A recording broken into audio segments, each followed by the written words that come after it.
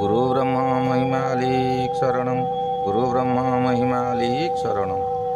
नीर बापा संध्या दर्शन सारी भजन कले। समस्ते ताली मारी शुणुथिले ओ पाଳି धरुथिले। भजन सरिबा परे पिलामाने अन्य घर को चलीगले पाठ पढ़िबा ପାଇଁ। नीर बापा कहिले मु आजी जोगा वशिष्ठ रामायणरू किछि उपदेश कहूछि शुण।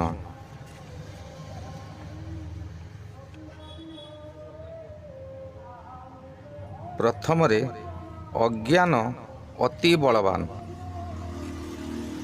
ए दुनिया रे जदि बलवान किए थाए से हेउछि अज्ञान। यार अन्य नाम हेउछि अविद्या।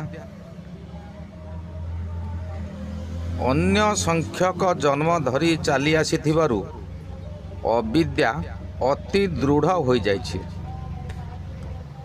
देहर उत्पत्ति और विनाश रे बाहरे भीतरे सर्वत्र समस्त इंद्रिय सेही अविद्या को निरंतर अनुभव करुथाए।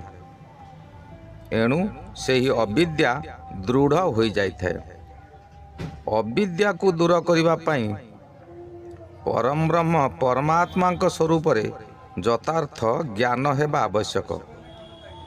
कल्याणकामी पुरुष परमात्म ज्ञान अभ्यास निरत हेबा उचित। द्वितीय रे जणे अंध ताकू सबू जना जीव अंध भलिया अंधार भलिया। अंध को जगत अंधकार रूप देखा जाए। सुदृष्टि संपन्न को प्रकाश रूप प्रतीक हुए। ताकू सबू देखा जाए, भल मंद से जानी पारे। ठीक यही भली अज्ञानी को यही जगत दुखमय देखा जाउथिबा बेले ज्ञानी को सच्चिदानंदमय प्रतीत हुए। सच्चिदानंद परम ब्रह्म परमात्मा हेउचंती ब्रह्मा विष्णु शिव आदि 33 कोटि देवदेवींकर मूल बीज। सेही सच्चिदानंद परम ब्रह्म हेउचंती सर्वात्मक प्रकाश रूप समस्त ज्ञानर एकमात्र उत्पादक और समस्तंकर सत्ता स्फूर्ति प्रदानकारी। सेही केवल वंदनीय और पूजनीय। कारण समस्तंकर बल और नाम हेउछि ताहांकर। सबुरी मूलरे सी हेले प्रथम आ बड़। मन बुद्धि चित्त अहंकार आदि समस्त पदार्थ हृदय रे अज्ञान जोगु उत्पन्न होइताए। वस्तुतः यही जगत रे चित्त नाही आउ सेही बली अहंकार आदि रे संयुक्त देहादि किछि भी नाही, किंतु एकांत निर्मल एक आत्मा ही अछि। संपत्ति मनुष्य को महाविपत्ति आड़ को नेबा सह मनुष्य को प्रबल मोहग्रस्त कर दिए। मनुष्य पाखरे जेतिकी जेतिकी धन बढ़ुथिबो से सेतिकी मोहग्रस्त हुए। आउ पाप मध्य करने को कुंठाबोध करा नहीं। जेते संपत्ति हेले भी तार मनरे केबे शांति आसे नहीं। कहीं ना संपत्ति केबे शांति दे पारे नहीं। विवेकी पुरुष यहाकू उत्तम रूपे धारण करी संसार प्रति केबे भी आसक्त हेबा उचित नुहे। कौनसी धन प्रति लोभ रखिबा उचित नुहे।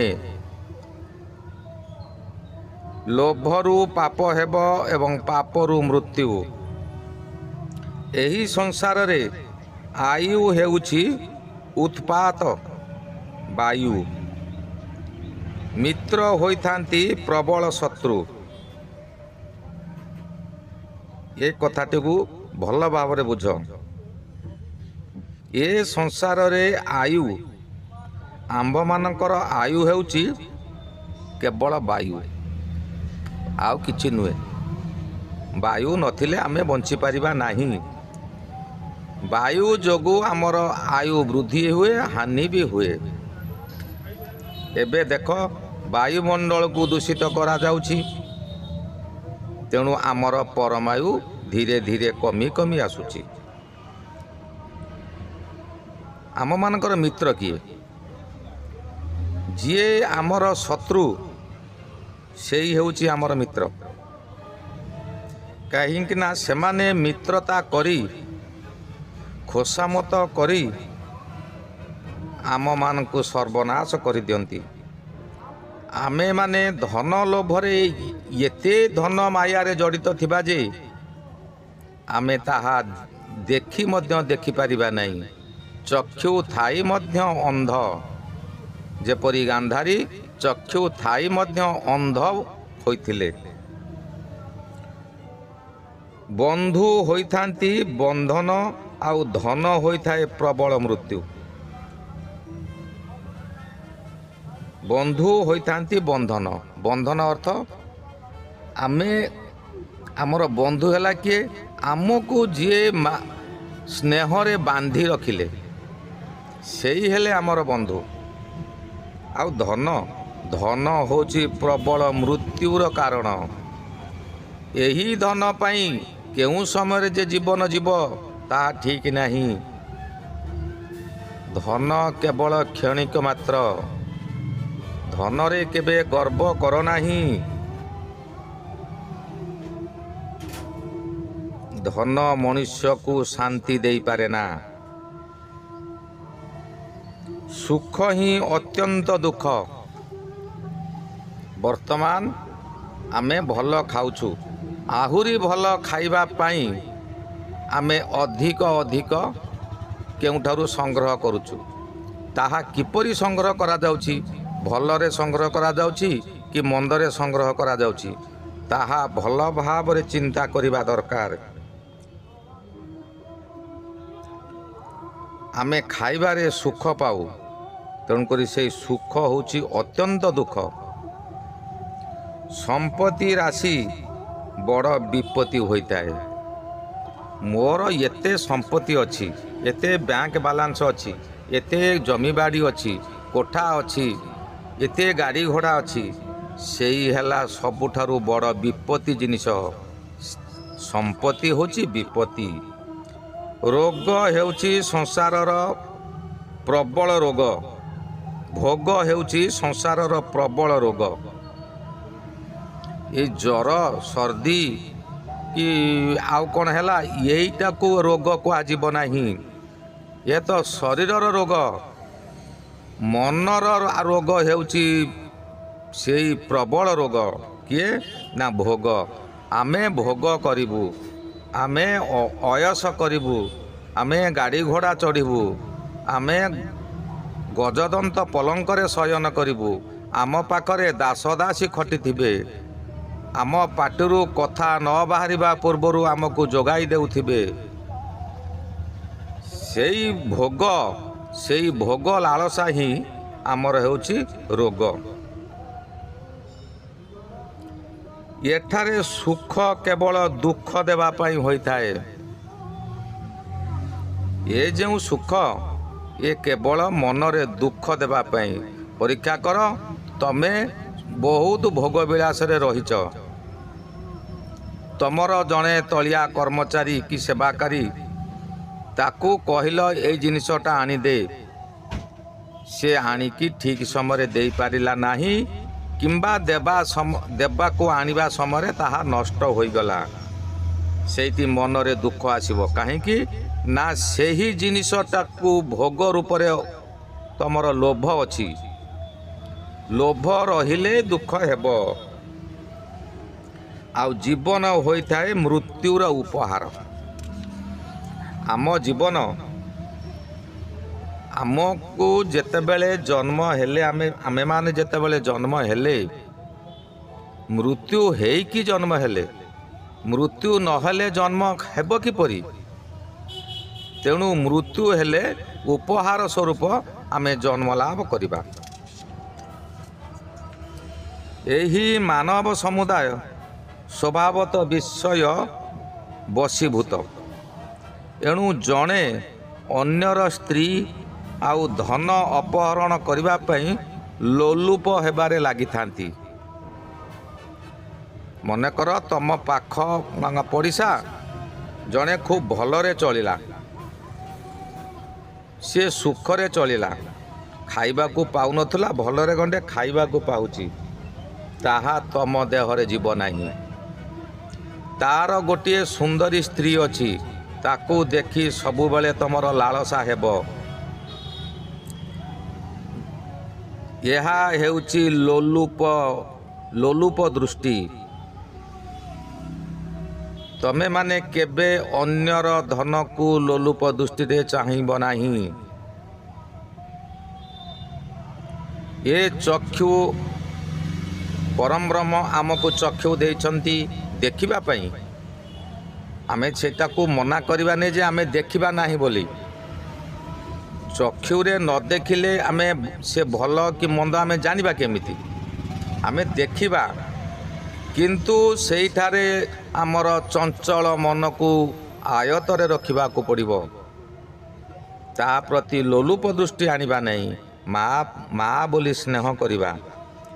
ଯେତେବେଳେ ସେ ମୁମୁକ୍ଷୁ ହୋଇ ଶାସ୍ତ୍ରାର୍ଥ ବିଚାର କରେ, ସେତେବେଳେ ଯଥାର୍ଥ ଦୃଷ୍ଟି ଲାଭ କରି ସବୁ କାଳ ପାଇଁ ସୁଖୀ ହୋଇଯାଏ। ସୁଖୀ କେତେବେଳେ ହେବ ନା ଯେଉଁ ସମୟରେ ସେ ଶାସ୍ତ୍ର ଆଲୋଚନା କରିବ, ଅନ୍ୟର ଦୁଃଖରେ ଦୁଃଖୀ ହେବ, ଅନ୍ୟର ସୁଖରେ ସୁଖୀ ହେବ, କୌଣସି ବସ୍ତୁ ଉପରେ ତାଙ୍କର ଲାଳସା ନଥିବ, ନିଜର କୌଣସି ଭୋଗ୍ୟ ବସ୍ତୁ ଉପରେ ମଧ୍ୟ ଲାଳସା ନଥିବ, ସେଇମାନେ ହିଁ ସୁଖୀ। ମୋତେ କଟାଯାଇ ହୁଏ ନାହିଁ କି ମୋତେ ଜଳାଇ ହୁଏ ନାହିଁ, କାରଣ ମୁଁ ବଜ୍ର ଭଳି ସୁଦୃଢ଼ ଚିନ୍ମୟ ପରମାତ୍ମା। ପରମାତ୍ମାକୁ କେବେ କାଟିକି ଦ୍ୱିଖଣ୍ଡ କରାଯାଇପାରିବ ନାହିଁ, କି ତାଙ୍କୁ ନିଆଁରେ ପୋଡ଼ିଲେ ବି ତାହା ଜଳିଯିବ ନାହିଁ। ମୋ ନିଜର ଚିନ୍ମୟ ସ୍ୱରୂପରେ ମୁଁ ନିତ୍ୟ ସ୍ଥିତ ଅଛି। ମୁଁ ଦେହାଭିମାନୀ ନୁହେଁ। ମୁଁ ମୋର ଦେହକୁ ଯତ୍ନ ନେଉନାହିଁ। ଏ ଦେହ ତ ଗୋଟିଏ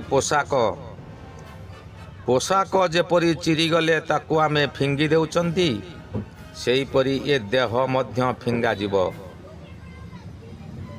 ଯେଉଁ ପୁରୁଷର ଏପରି କଥା ସ୍ଥିର ହୋଇଥାଏ, ତା ପାଇଁ ଯମରାଜା ବି ମୃତ୍ୟୁ ଭଳି ତୁଚ୍ଛ ହୋଇଯାଏ। ସମସ୍ତେ ମୃତ୍ୟୁକୁ ଭୟ କରନ୍ତି। ମୃତ୍ୟୁକୁ ଯମ ନେଇଯାଏ ବୋଲି କହନ୍ତି। ଯମ ଅର୍ଥ ଜରେ ଜନ୍ମ ମରେ ମରଣ। ଯିଏ ଏହିପରି ପୁରୁଷ, ତାଙ୍କର ଜନ୍ମ ମରଣକୁ ଭୟ ନଥାଏ। ଏରା ସାମାନ୍ୟ ତୁଚ୍ଛ ସଂସାରର ଚକ୍ର ଭାବନ୍ତି। ଯେପରି ଆମର ଜଳଚକ୍ର ବିଜ୍ଞାନରେ ପଢ଼ାଯାଏ, ଜଳଚକ୍ର ସର୍ବଦା ଘୂର୍ଣ୍ଣନ। ତଳେ ନଦୀ, ପୋଖରୀ, ସମୁଦ୍ରରୁ ସୂର୍ଯ୍ୟ ତାପରେ ଜଳ ଉପରକୁ ଉଠୁଛି, ଉପରୁ ପୁଣି ତଳକୁ ଆସୁଛି, ପୁଣି ତଳୁ ଉପରକୁ ଯାଉଛି, ଉପରୁ ତଳକୁ ଆସୁଛି। ସେହିପରି ଏ ଜନ୍ମ ମୃତ୍ୟୁ ମଧ୍ୟ ସେହିପରି। ଜନ୍ମ ହେଲେ ମୃତ୍ୟୁ ନିଶ୍ଚିନ୍ତ, ମୃତ୍ୟୁ ହେଲେ ବି ଜନ୍ମ ନିଶ୍ଚିନ୍ତ।